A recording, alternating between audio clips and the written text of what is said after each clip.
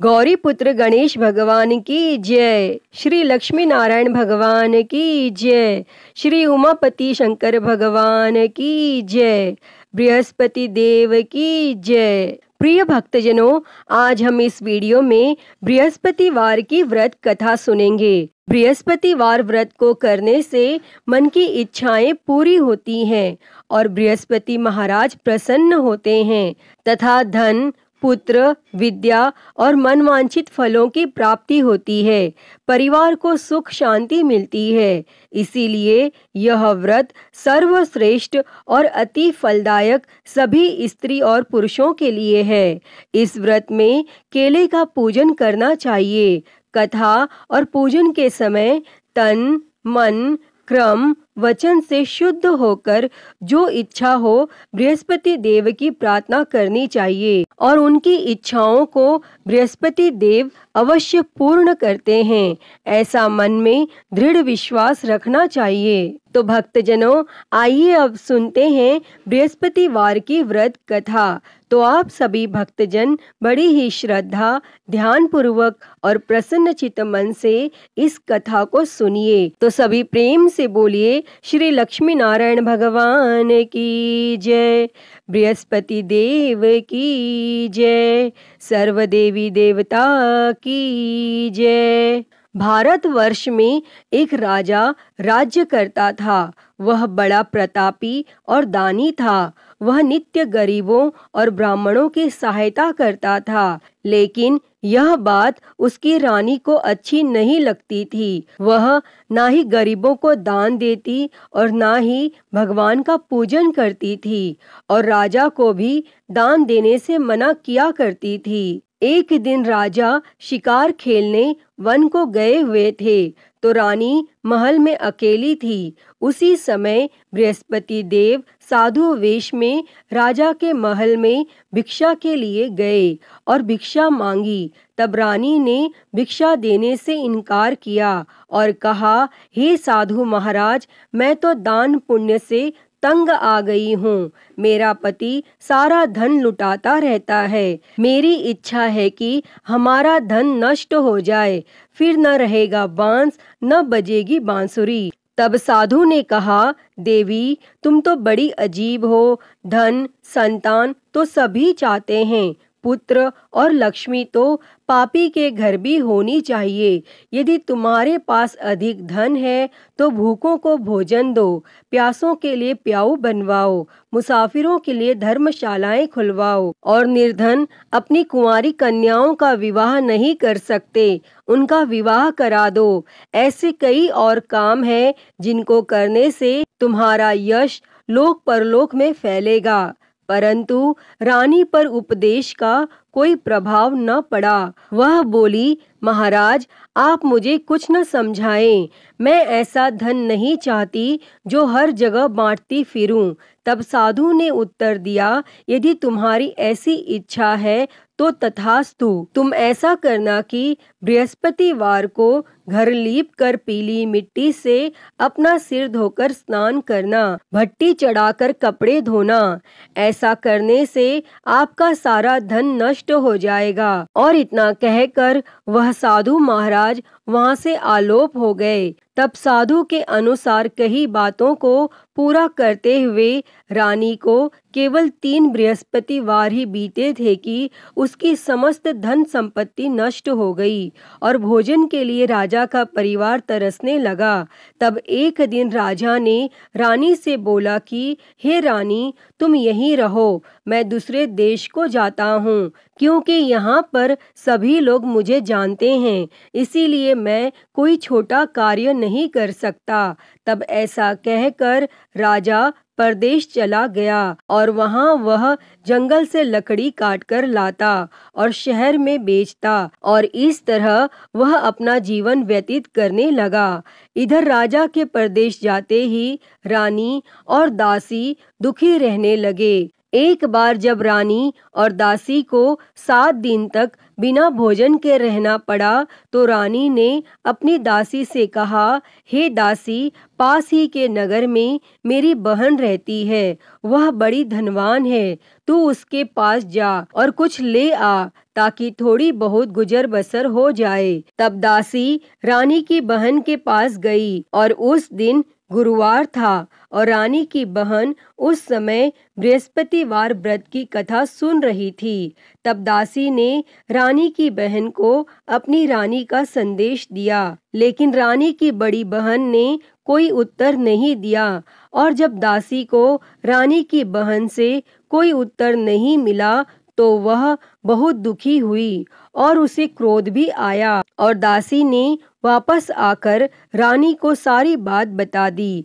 तब सुनकर रानी ने अपने भाग्य को कोसा और उधर रानी की बहन ने सोचा कि मेरी बहन की दासी आई थी, परंतु मैं उससे नहीं बोली और इससे वह बहुत दुखी हुई होगी। और वह कथा सुनकर और पूजन समाप्त करके अपनी बहन के घर आई और कहने लगी, मैं बृहस्पतिवार का व्रत कर रही थी, तुम्हारी दासी मेरे घर आई थी, परंतु जब तक कथा होती है तब तक न तो उठते हैं और न ही बोलते हैं, इसीलिए मैं नहीं बोली। कहो दासी क्यों गई थी? तब रानी बोली, बहन तुमसे क्या छिपाऊं, हमारे घर में खाने तक को अनाज नहीं था। और ऐसा कहते कहते रानी की आंखें भर आई। उसने दासी समेत पिछले 7 दिनों में भूखे रहने तक की बात अपनी बहन को विस्तार पूर्वक सुना दी।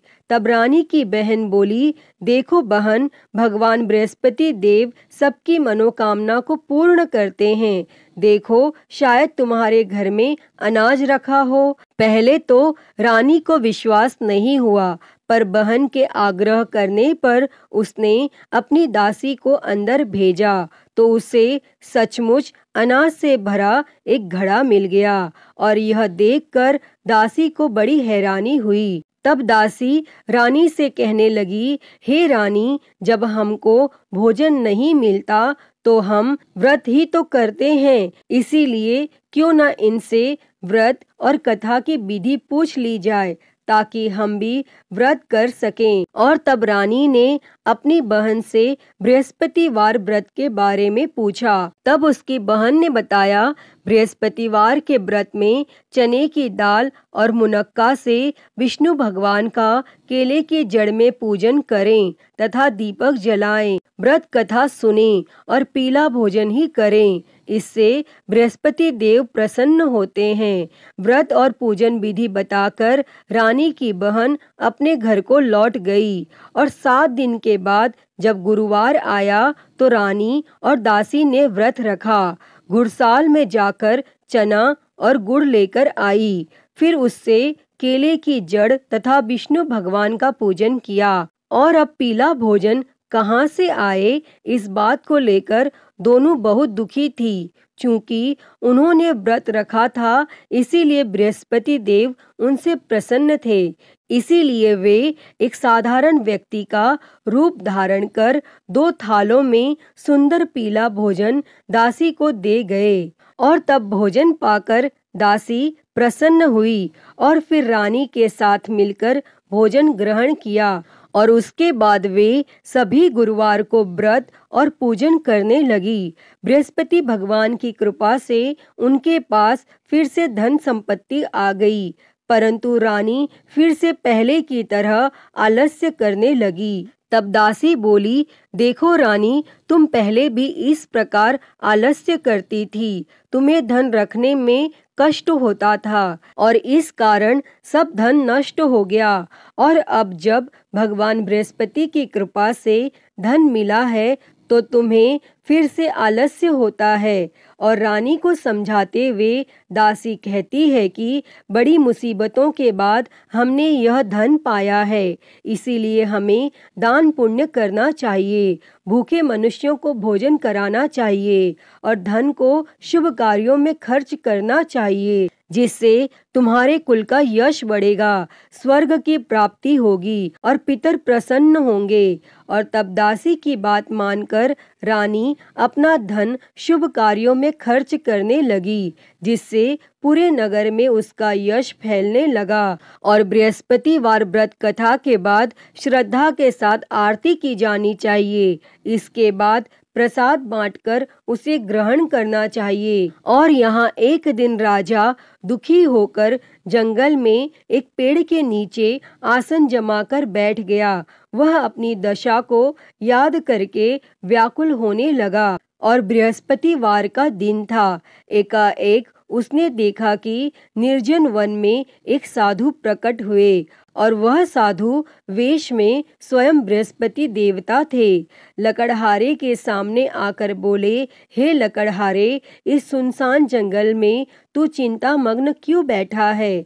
तब लकड़हारे ने दोनों हाथ जोड़कर प्रणाम किया और उत्तर दिया, हे महात्मा जी, आप सब कुछ जानते हैं, मैं क्या कहूँ? यह कहकर रोने लगा और साधु को अपनी आत्मकथा सुनाई। तब महात्मा जी ने कहा, तुम्हारी स्त्री ने बृहस्पतिवार के दिन बृहस्पति भगवान का निरादर किया है, जिसके कारण रुष्ट होकर उन्होंने तुम्हारी यह दशा कर दी। अब तुम चिंता को दूर करके मेरे कहने पर चलो तो तुम्हारे सब कष्ट दूर हो जाएंगे और भगवान पहले से भी अधिक संपत्ति देंगे।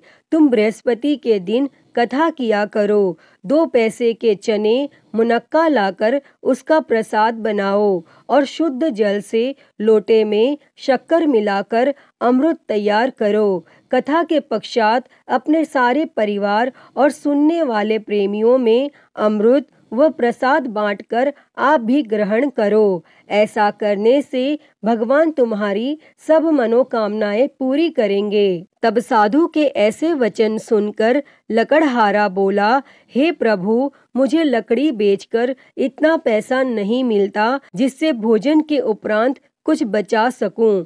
मैंने रात्रि में अपनी स्त्री को व्याकुल देखा है। मेरे पास कुछ भी नहीं जिससे मैं उसकी खबर मंगा सकूं। तब साधु ने कहा, हे लकड़हारे, तुम किसी बात की चिंता मत करो। बृहस्पति के दिन तुम रोजाना की तरह लकड़ियां लेकर शहर को जाओ। तुमको रोज से दुगना धन प्राप्त होगा, जिससे तुम भली भांति भोजन कर लोगे तथा बृहस्पति देव की पूजा का सामान भी आ जाएगा। और इतना कहकर साधु अंतर ध्यान हो गए और धीरे धीरे समय व्यतीत होने पर फिर वही बृहस्पतिवार का दिन आया और लकड़हारा जंगल से लकड़ी काटकर किसी शहर में बेचने गया। उसे उस दिन और दिन से अधिक पैसा मिला। तब राजा ने चना गुड़ आदि लाकर गुरुवार का व्रत किया और उस दिन से उसके सभी क्लेश दूर हो गए।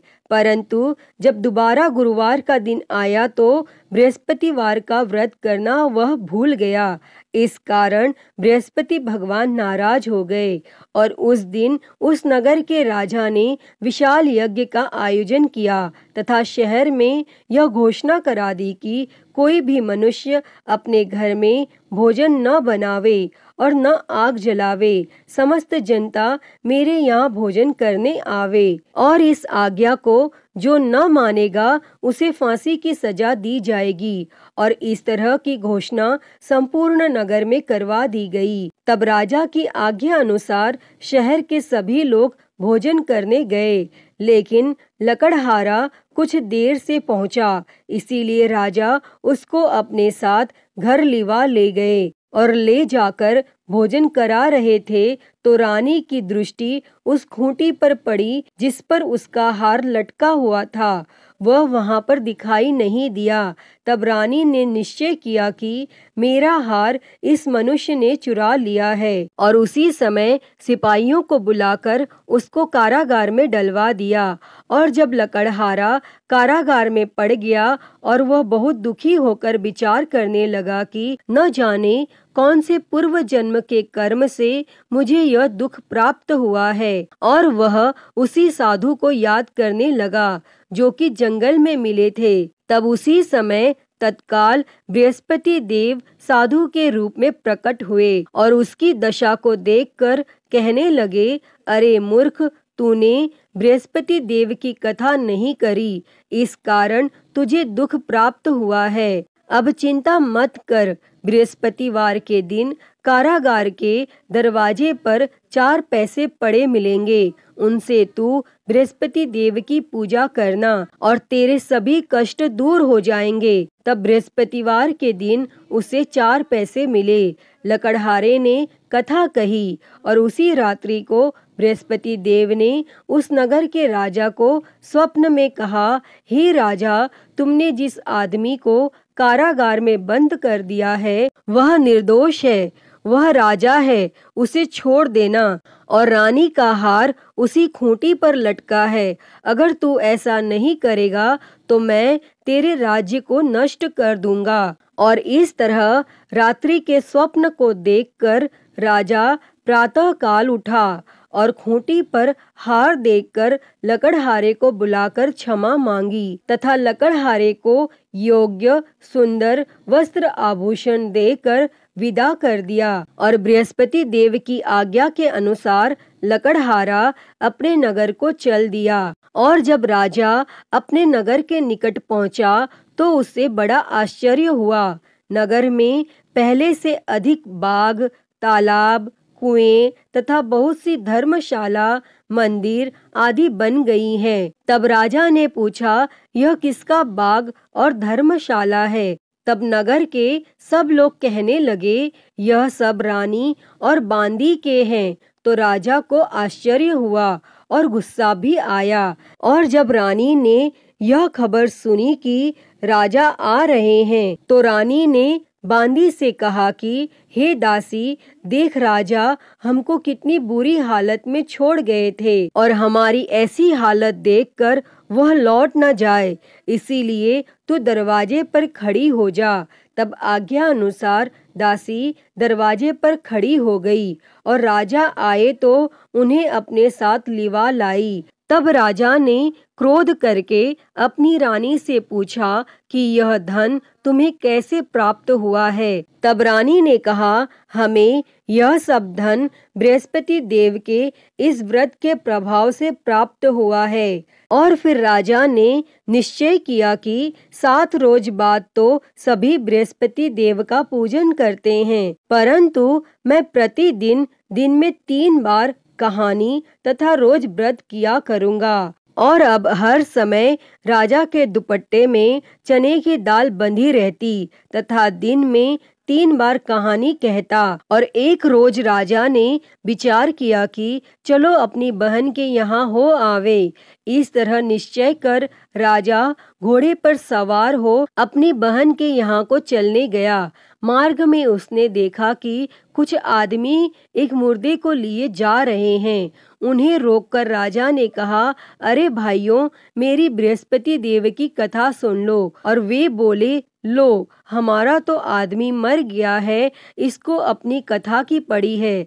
परंतु कुछ आदमी बोले, अच्छा कहो, हम तुम्हारी कथा भी सुनेंगे। तब राजा ने दाल निकाली और जब कथा आधी हुई थी कि मुर्दा हिलने लग गया। और जब कथा समाप्त हो गई तो राम राम करके मनुष्य उठकर खड़ा हो गया। और आगे मार्ग में उसे एक किसान खेत में हल चलाता मिला। तब राजा ने उसे देखकर उससे बोले, अरे भैया, तुम मेरी बृहस्पतिवार की कथा सुन लो। तब किसान बोला, जब तक मैं तेरी कथा सुनूंगा तब तक 4 हरिया जोत लूंगा, जा अपनी कथा किसी और को सुना।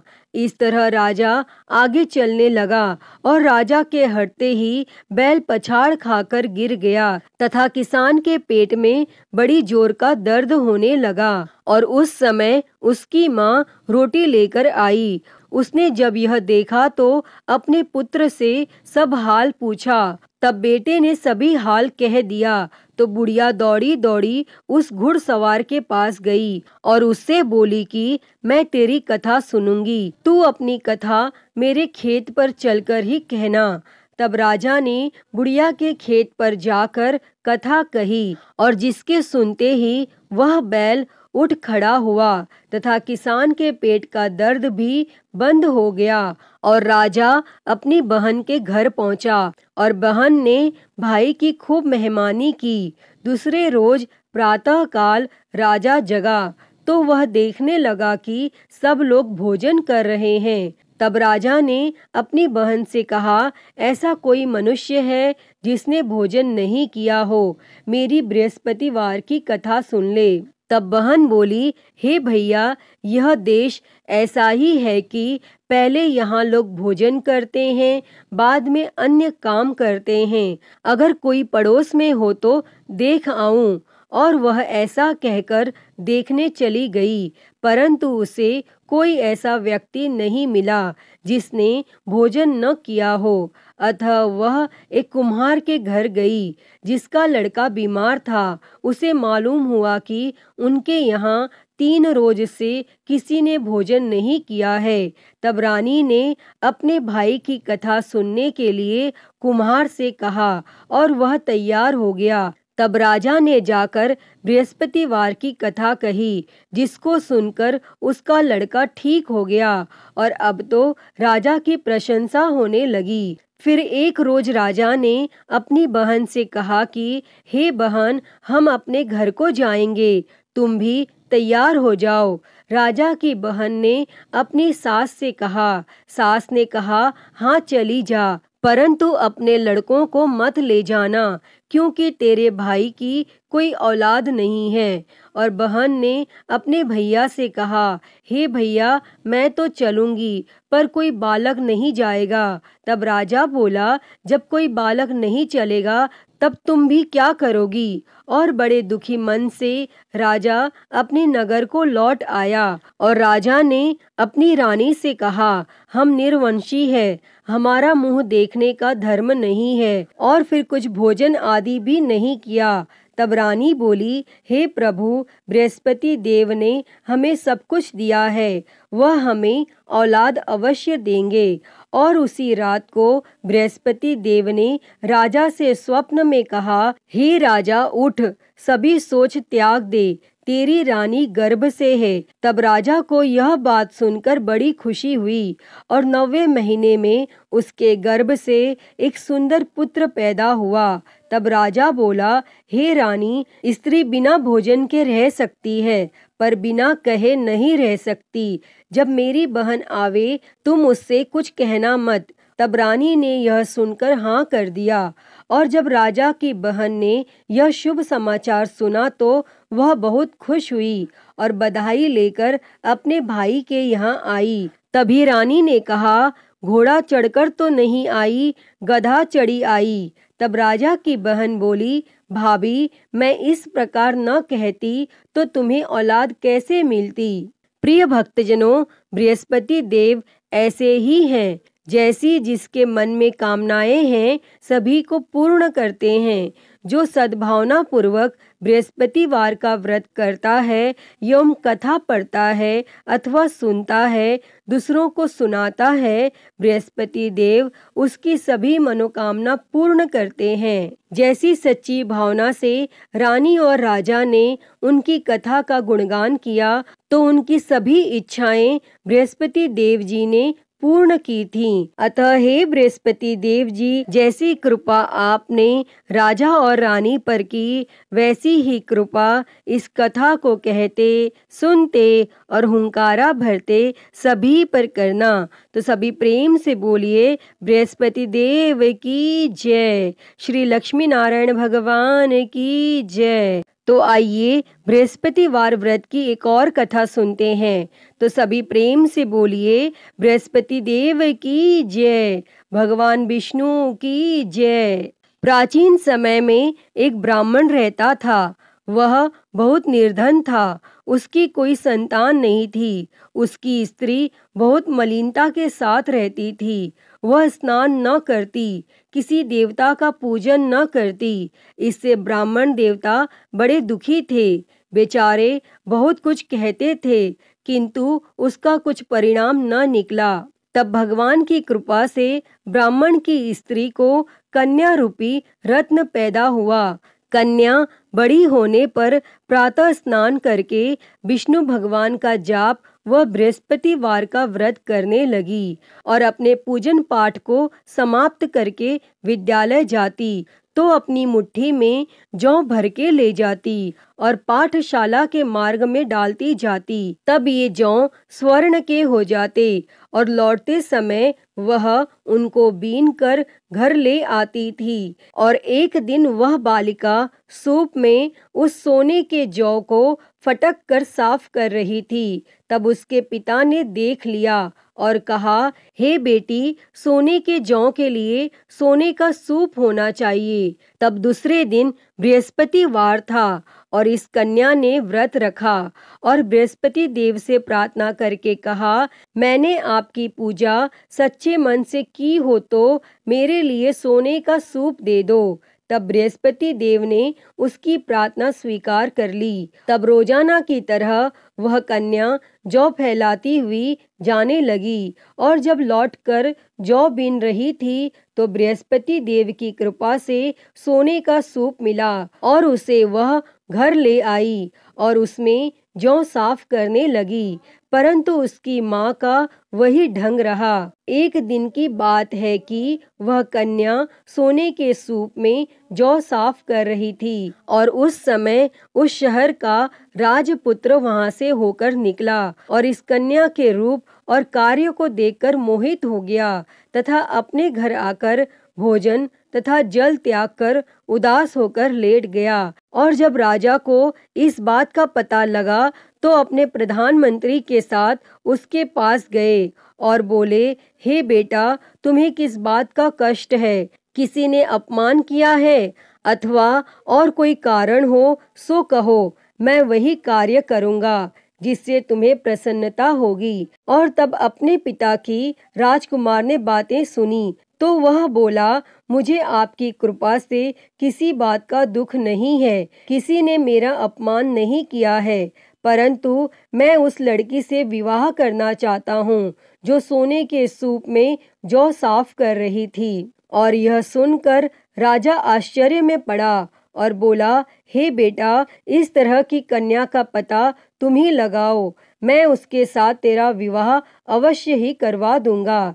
तब राजकुमार ने उस लड़की के घर का पता बतलाया और तब मंत्री उस लड़की के घर गए और ब्राह्मण देवता को सभी हाल बतलाया। तब ब्राह्मण देवता राजकुमार के साथ अपनी कन्या का विवाह करने के लिए तैयार हो गए तथा विधि विधान के अनुसार ब्राह्मण की कन्या का विवाह राजकुमार के साथ हो गया।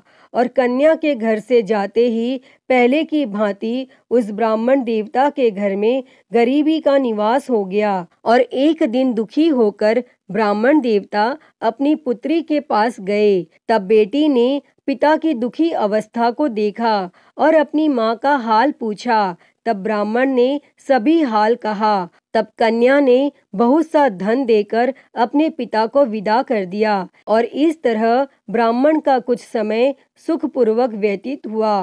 परंतु कुछ दिन बाद फिर वही हाल हो गया। ब्राह्मण फिर अपनी कन्या के यहाँ गया और सारा हाल कहा तो लड़की बोली, हे पिताजी, आप माताजी को यहाँ लिवा लाओ, मैं उसे विधि बता दूंगी जिससे गरीबी दूर हो जाएगी। तब वह ब्राह्मण देवता अपनी स्त्री को साथ लेकर पहुँचे तो वह कन्या अपनी माँ को समझाने लगी, हे माँ, तुम प्रातः काल प्रथम स्नान आदि करके विष्णु भगवान का पूजन करो तो सब दरिद्रता दूर हो जाएगी। परंतु उसकी माँ ने एक भी बात नहीं मानी और प्रातः काल उठकर अपनी पुत्री के बच्चों की जूठन को खा लिया। इससे उसकी पुत्री को भी बहुत गुस्सा आया और एक रात को कोठरी से सभी सामान निकाल दिया और अपनी माँ को उसमें बंद कर दिया और प्रातः काल उसे निकाला तथा स्नान आदि करा के पाठ करवाया तो उसकी माँ की बुद्धि ठीक हो गई और फिर वह प्रत्येक बृहस्पतिवार को व्रत रखने लगी। इस व्रत के प्रभाव से उसके माँ बाप बहुत ही धनवान और पुत्रवान हो गए और बृहस्पति जी के प्रभाव से इस लोक के सुख भोग कर स्वर्ग को प्राप्त हुए। अतः हे बृहस्पति देव जी, जैसी कृपा आपने ब्राह्मण पुत्री पर की, वैसी ही कृपा इस कथा को कहते, सुनते और हुंकारा भरते सभी पर करना। सभी के जीवन से दरिद्रता दूर कर सभी के जीवन में धन संपत्ति और सुख समृद्धि देना। तो सभी प्रेम से बोलिए बृहस्पति देव की जय, श्री लक्ष्मी नारायण भगवान की जय। प्रिय भक्तजनों, तो मैं उम्मीद करती हूँ कि आपको आज की ये कथा पसंद आई होगी और अगर वीडियो अच्छी लगी हो तो इसे लाइक करें, ज़्यादा से ज़्यादा शेयर करें और कमेंट बॉक्स में बृहस्पति देव जी की जय लिखना ना भूलें और हरिहर भक्ति चैनल को सब्सक्राइब कर नोटिफिकेशन बेल को ज़रूर ऑन कर लें। हर हर महादेव। धन्यवाद।